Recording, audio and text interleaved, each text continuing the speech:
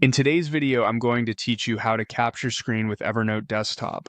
We'll walk through opening Evernote, getting to the notes area, grabbing a screenshot with the built-in hotkey, and organizing it so you can find it later. First, open the Evernote Desktop app and sign in if you aren't already.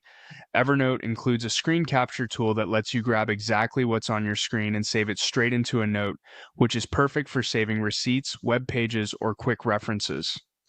Next, look to the left sidebar and click Notes. This puts you in the space where your captures will appear. If you already know which notebook you want the screenshot to live in, you can select that notebook now.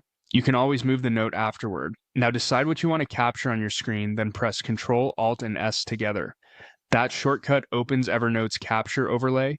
Your cursor becomes a crosshair. Click and drag to draw a box around the area you want, or hover a window to snap to it, then release.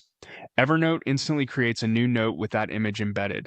If the shortcut doesn't respond, check Evernote's preferences to confirm the hotkey is enabled, or adjust it if another app uses the same keys.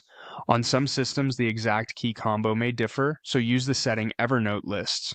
Finally, open the notebook where you want the capture stored and treat this like a regular note. Give it a clear title, add a short description or action items, and, if helpful, annotate the image with arrows or highlights.